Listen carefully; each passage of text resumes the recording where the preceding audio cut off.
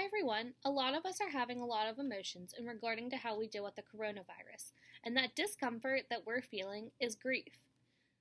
The definition of grief is the normal process of reacting to a loss of any kind. The loss may be physical, such as a death, or social, such as a friendship or normalcy.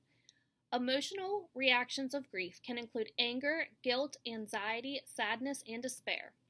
Most often, when you think of grief, you think of grieving the death of someone.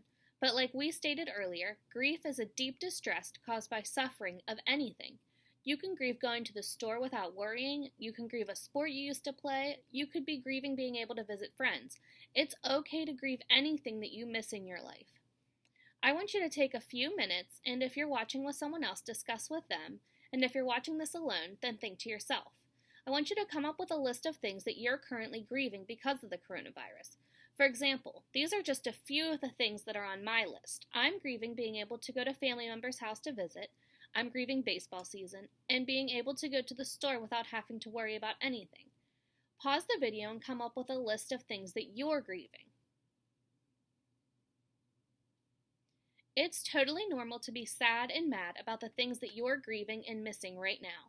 Everyone around you is grieving something during this time. It is important to focus on what you can do during this time instead of what you can't. I want you to think of some things that you can do right now. Some things I can do is read a book I've been wanting to read, watch a new show, take more walks outside, start an in-home exercise plan. I get to spend more time with my family, and I get to actually eat dinner as a family. Those are just a few of the things on my list that I can do right now. I want you to pause this video and come up with a list of things that you are able to do.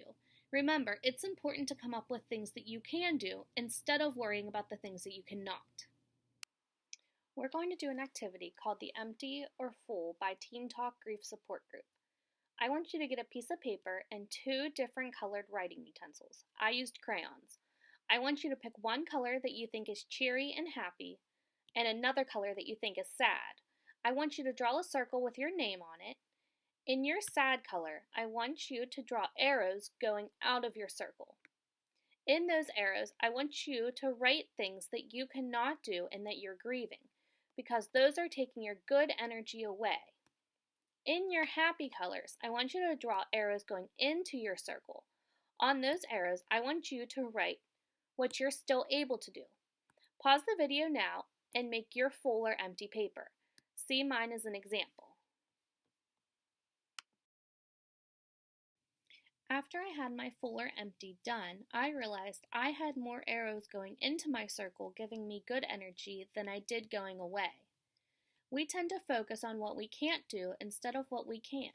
In this time of uncertainty, it's okay to continue to grieve what we can't do anymore and what we miss being able to do. But it is so important to remember that we still have other things that we are able to do. That will help us in this time of need.